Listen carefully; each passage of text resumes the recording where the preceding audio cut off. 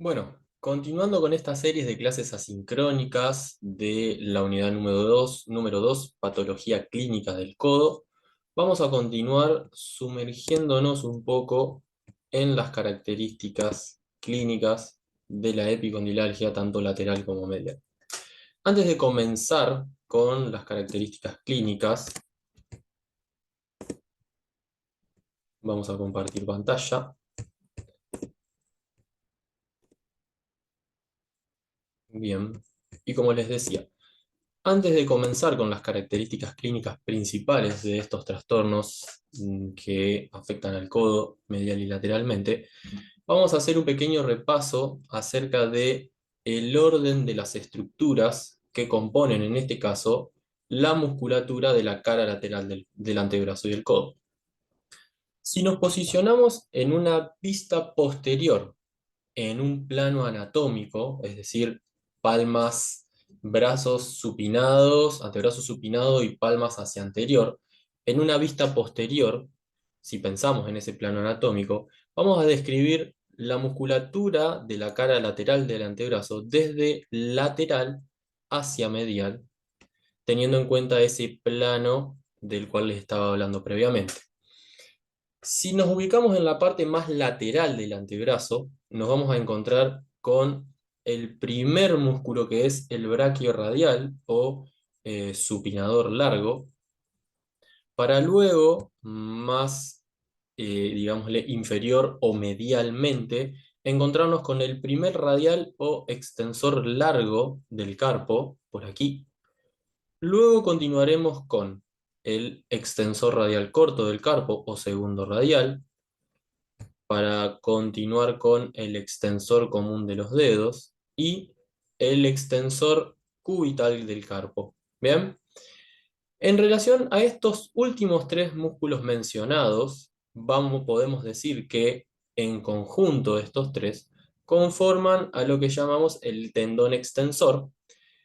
al cual se le va a sumar el extensor del dedo meñique, por aquí abajo, en un plano más profundo, y el supinador corto, que aquí no los vemos porque también se encuentra en un plano más profundo, pero lo podemos ver acá. Todos van a insertarse en la cara lateral del epicóndilo, conformando la masa extensora. Estas musculaturas, que en conjunto conforman el tendón extensor, son las que se ven mayormente estresadas durante los movimientos de extensión de la muñeca y tienen una relación en el desarrollo del cuadro de epicondilalgia lateral, tienen una relación más cercana con los movimientos repetitivos de la muñeca,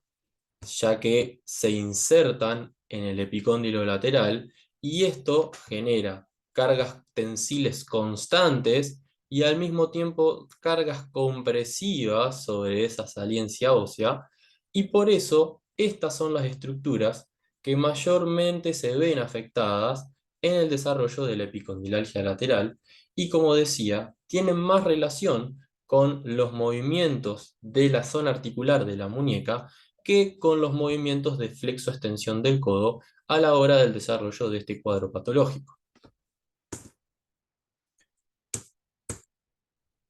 La epicondilalgia lateral sabemos que es el resultado de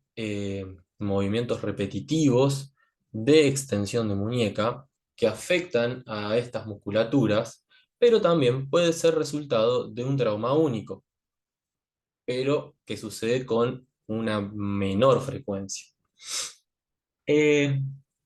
Entonces, sabemos que esta carga mecánica repetitiva en estos tendones va a generar ciertos cambios tendinosos debido a que éstas superan a la capacidad de reparación y regeneración de estos tejidos, provocando así un proceso degenerativo con posterior tendinosis, debido también a el sitio de inserción, como decíamos previamente, en esa saliencia ósea, lo cual le va a dar un componente ciertamente abrasivo durante estos movimientos de flexo-extensión de la muñeca. Dentro de las características clínicas principales de la epicondilalgia lateral, nos vamos a encontrar con que los pacientes presentan dolor en la cara lateral del codo que se extiende hacia el antebrazo y en situaciones también inclusive hasta la muñeca. Estos pacientes suelen tener trabajos forzosos manuales o también son pacientes que realizan práctica de deportes de raqueta en el cual el movimiento del revés suele ser el que más instiga los síntomas. Además, también estos pacientes mencionan que el dolor suele ser provocado y agravado por los movimientos repetitivos de la muñeca, nuevamente, y también por la prensión de diferentes objetos o la manipulación de herramientas del trabajo o de objetos de la vida cotidiana. En relación a la palpación, vamos a encontrar que la palpación exquisita del extensor radial corto del carpo exacerba los síntomas que experimentan estos pacientes debido a que suele ser el tendón que más suele verse afectado en el cuadro de epicondilalgia lateral. También la literatura ha descrito que cierto porcentaje de estos pacientes que desarrollan epicandilalgia lateral suelen tener también una convivencia o una asociación con un síndrome sensitivo de la raíz nerviosa periférica que atraviesa la cara lateral del antebrazo, que es el nervio radial, conocido como síndrome del túnel radial, el cual ha sido descrito como un síndrome de atrapamiento claramente sensitivo, sin déficit o foco motor, es decir, solamente presenta dolor de forma inespecífica en la cara lateral del antebrazo y que suele ser de difícil diferenciación en relación al cuadro de epicondilalgia lateral. Y como decía previamente, en gran cantidad de casos, en el 5% de los pacientes diagnosticados con epicondilalgia lateral, según la literatura, suele haber una convivencia o asociación con este cuadro, el cual puede ser muy difícil de diferenciar clínicamente y si nos remontamos o si retrocedemos un poco a la teoría neural de las epicondilalgias, podemos decir que es una situación que puede darse con esta relación clara entre la mecanosensibilidad de los tejidos nerviosos periféricos y su pérdida de adaptabilidad ante las cargas mecánicas excesivas, en donde si el tejido nervioso periférico se ve afectado, probablemente el tejido diana inervado por esa raíz nerviosa periférica también se ve afectada y viceversa, debido a la presencia del transporte axonoplasmático de vía antidrómica y por vía ortodrómica. ¿Bien? Entonces, acá en esta imagen de preparado cadavérico, podemos observar la clara relación que tiene el nervio interóseo posterior, raíz profunda del nervio radial que se divide a nivel de la arcada de Froese, en donde existe una íntima relación de dicha estructura nerviosa periférica con los músculos y tendones que componen la cara lateral del antebrazo y que suelen verse afectados en el desarrollo del cuadro de epicondilalgia lateral. Aquí en estas imágenes podemos ver alguna maniobra palpatoria que pueda provocar los síntomas experimentados por estos pacientes y nos dé un poco más de información, además del relato y las características clínicas que podemos recabar durante la historia clínica, para poder de a poquito ir acercándonos a la confirmación, o por lo menos la cierta sospecha más fuerte de que estamos en presencia de un cuadro de tendinopatía lateral del codo o epicondilalgia lateral. Esta zona de mayor sensibilidad a la palpación suele ser sobre el tendón del extensor radial corto del carpo, que se ubica 1 centímetro por debajo del epicóndilo lateral. Aquí también podemos observar algunos puntos gatillos de ciertos grupos, de ciertas musculaturas, que también pueden dar dolor de características referidas hacia el antebrazo y la mano, y representar el síntoma predominante en el desarrollo del cuadro de epicondilalgia lateral en ciertos pacientes, en donde hay ciertos músculos que suele ser de importancia de ser explorados, como el extensor radial corto del carpo aquí en el medio, músculo brachiorradial, ¿bien? Músculo supinador largo aquí también. Entonces, estas son estructuras musculares que debemos explorar en el examen físico de estos pacientes para poder recabar un poco más de información acerca de la sensibilidad a la presión, la sensibilidad mecánica a la presión que presentan estos pacientes y poder, poder reproducir o exacerbar los síntomas para luego tener mayor información a la hora de pensar nuestro proceso de tratamiento. Aquí encontramos nuevamente otra imagen, una imagen real y una imagen esquemática sobre la disposición de los diferentes músculos y tendones que componen al grupo extensor de la muñeca en la cara lateral del antebrazo y sus relaciones cercanas. Y acá podemos encontrar algunas de las maniobras semiológicas de relevancia que debemos realizar a la hora de explorar a estos pacientes para nuevamente intentar exacerbar los síntomas para, de cierto modo, acercarnos un poco más a nuestro diagnóstico clínico. Acá encontramos a la prueba de Cosen, la cual pone en estrés excéntrico a las estructuras de la cara lateral del codo. La prueba del codo de tenista o de Maudsley, con la extensión del dedo medio en antebrazo en pronación, ¿bien? Con palpación de los músculos epicondilios laterales o los músculos laterales del codo. Y la prueba o test de Mill, la cual es una prueba pasiva en donde lo que busca el terapeuta es incrementar la tensión mecánica sobre los músculos, sobre la zona insercional de los tendones de la cara lateral del codo, a través de un movimiento de flexión de muñeca con extensión de codo. ¿Bien? Tanto esta prueba como la prueba de Cosen, ya lo vamos a ver más adelante, pueden también tener cierta asociación con la puesta en tensión o con el estrés mecánico de una estructura nerviosa periférica como es el nervio radial, a la cual ya vamos a pasar en la parte de diagnósticos diferenciales, sobre cómo tenemos alguna herramienta clínica que nos pueda dar un poco más de información acerca de esta asociación de la presencia de un síndrome del túnel radial, es decir, de mecanosensibilidad del nervio radial en su paso por la cara lateral del codo, y poder dilucidar de cierta manera si esa estructura está contribuyendo a la presencia o a la experiencia de los síntomas de los pacientes que desarrollan epicondilalgia lateral.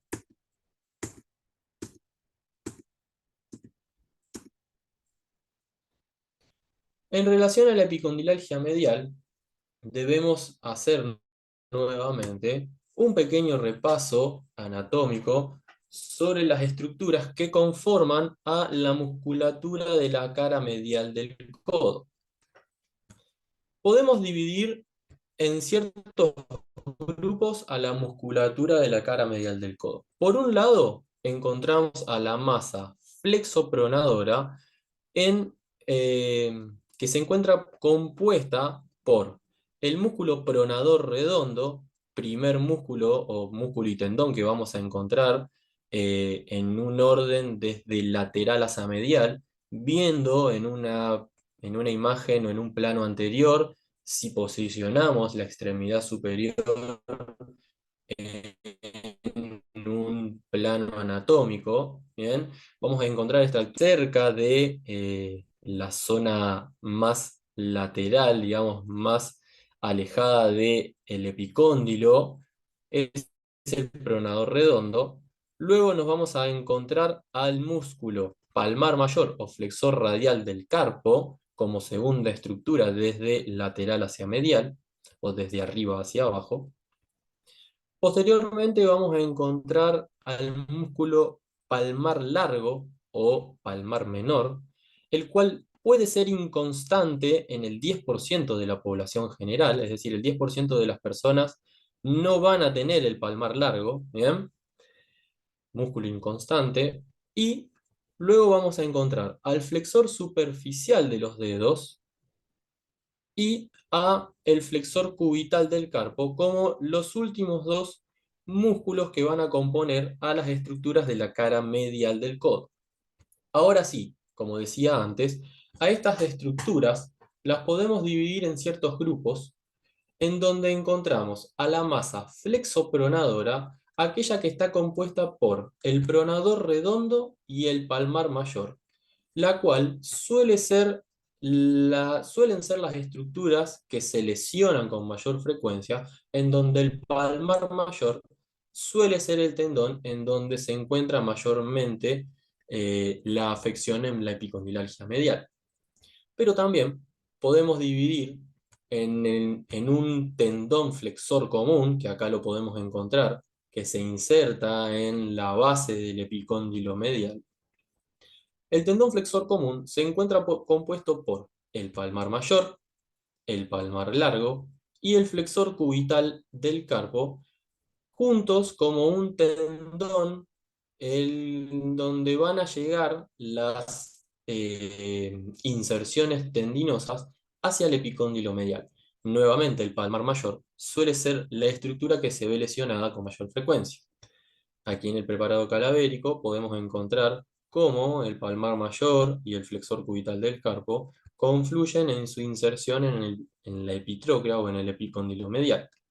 Y aquí también en la imagen superior podemos encontrar la relación que tiene el nervio cubital atravesando el surco epicondilio hacia la cara medial del codo, en donde también podemos remontarnos a la teoría neural, en donde si el tejido diana se ve afectado, probablemente el tejido nervioso periférico pueda verse sensibilizado y debería ser explorado, además de las estructuras miotendinosas. Aquí también podemos encontrar la disposición en esta imagen fotográfica de los músculos epicondilios en la cara medial del codo, en donde nuevamente vemos al palmar mayor, aquí del lado superior o de la parte más lateral de la muñeca, de la cara más radial de la muñeca, al palmar menor, bien por debajo del palmar mayor, y al flexor cubital del carpo como la estructura más inferior o más medial de la muñeca en relación a los músculos que componen la cara medial del codo. Y ahí vemos su disposición hacia la inserción en la epitróclea o epicóndilo medial. Bien, aquí en la imagen esquemática nuevamente podemos encontrar dicha disposición en el orden que mencionaba previamente. Por otro lado, también cabe destacar que la palpación de ciertos músculos, como el pronador redondo, pueden ser de relevancia a la hora de explorar la sensibilidad dolorosa y la sensibilidad a la presión de los músculos que componen a la cara medial del codo, que es relevante de palpar y de explorar para establecer también ciertas medidas terapéuticas a la hora de pensar en el tratamiento de estos pacientes, pudiendo dilucidar si la palpación dolorosa de estructuras representa el síntoma que experimentan los pacientes que desarrollan epicondilalgia medial. La epicondilalgia medial suele ser el resultado de movimientos repetitivos de flexión de muñeca y pronación del antebrazo, los cuales afectan a las estructuras que se insertan en la cara medial del codo, mayormente al grupo flexopronador. Y este tipo de afecciones suelen ser frecuentes en pacientes que realizan deportes como el golf, en el cual somete a la muñeca a desviaciones cubitales, flexión y pronación, o atletas de lanzamiento que le imponen al codo grandes fuerzas estresantes en valgo, las cuales deben ser disipadas por las estructuras mediales del codo, en donde también el ligamento colateral medial puede ser implicado, y allí es donde debemos realizar algún diagnóstico diferencial de esta estructura, lo cual vamos a ver más adelante en el apartado de diagnósticos diferenciales. Pero clínicamente, los pacientes con epicondilalgia lateral se caracterizan de presentar dolor en la cara medial del codo, de aparición insidiosa, es decir, este dolor que va apareciendo de a poco y cada vez se va exacerbando aún más con el paso de los días y con el aumento de toma, suele ser agravado por la flexión de muñeca y pronación del antebrazo, es decir, movimientos que probablemente debamos evaluar y censar barra observar si reproducen los síntomas de estos pacientes. Dolor a la palpación de la musculatura flexopronadora, lo cual mostrábamos previamente en la filmina anterior. Y también, al igual que los pacientes que cursan con epicondilalgia lateral, estos pacientes también van a presentar debilidad a la aprehensión o debilidad a la manipulación de ciertos objetos, debido a que los músculos que componen el grupo flexopronador, y al igual que en la epicondilalgia lateral, los que componen el grupo extensor de la muñeca, son músculos que le brindan estabilidad a la muñeca durante la prensión, y por eso se ven afectados durante esta acción, debido a que representaría una acción que reclutaría estas musculaturas, como por ejemplo el palmar mayor en la epicondilalgia medial, o el extensor radial corto del carpo en la epicondilalgia lateral, como decía previamente, músculos estabilizadores de la muñeca que son altamente reclutados durante la prensión manual. Por eso la prensión es una acción o una situación la cual puede exacerbar los síntomas en ambos tipos de epicondilalgia. Aquí también encontramos algunas pruebas semiológicas, como la prueba de Cosen invertida y la prueba para epitrocleitis, en donde lo que se busca acá es incrementar o reproducir los síntomas que experimenta el paciente, de modo de poder, de cierta manera, acercarnos aún más a confirmar el diagnóstico clínico que estamos intentando dilucidar, como lo es la epicondilalgia medial en este caso. ¿Bien? Estas pruebas lo que buscarían es estresar a los músculos del grupo flexopronador del codo para poder exacerbar los síntomas y tener cierto nivel de confirmación de que ese síntoma es debido al estrés de estas musculaturas y por ende está relacionado con el desarrollo del cuadro de epicondilalgia medial en este caso. Por último, para cerrar la parte de las características clínicas de estos pacientes, vamos a mostrar una escala, que es la escala NIRCH, que representaría de cierto modo la evaluación funcional de los pacientes que cursan con epicondilalgia. Es decir, es una escala que está recomendada para poder monitorear el dolor o el comportamiento del dolor en los pacientes que cursan con una epicondilalgia, ya sea lateral o medial. Y esta escala lo que busca es poder establecer ciertas fases del proceso patológico en relación al comportamiento del dolor con o asociado a la actividad laboral o al ejercicio que mayormente reproduce los síntomas. Entonces, a partir de esta escala, uno puede monitorear, cómo el dolor se comporta en relación al estímulo físico que es el gatillante o el provocador de los síntomas, y de esta manera ir observando o teniendo en cuenta cómo va, ya sea aumentando o disminuyendo el comportamiento del dolor en relación al proceso patológico y en relación al proceso de recuperación en,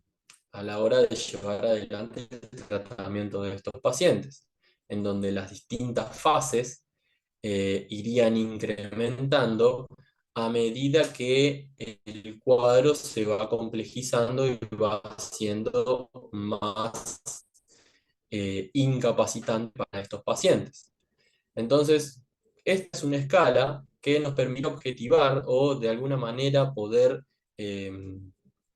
eh, poder setear en qué fase se encuentra este paciente que presenta a la hora de realizar sus actividades deportivas o laborales y monitorear el comportamiento del dolor dentro de las horas siguientes o durante la realización de la actividad. Muy bien, con eso cerramos la clase de características clínicas de las epicondilalgias, tanto lateral como medial. Espero que haya sido agradable el desarrollo de esta clase y que se haya podido comprender las principales características clínicas de estos cuadros. Luego continuaremos con los diagnósticos diferenciales y los estudios complementarios que puedan aportar información para descartar o confirmar ciertas afecciones que puedan estar también provocando síntomas hacia el codo, tanto lateral como medialmente.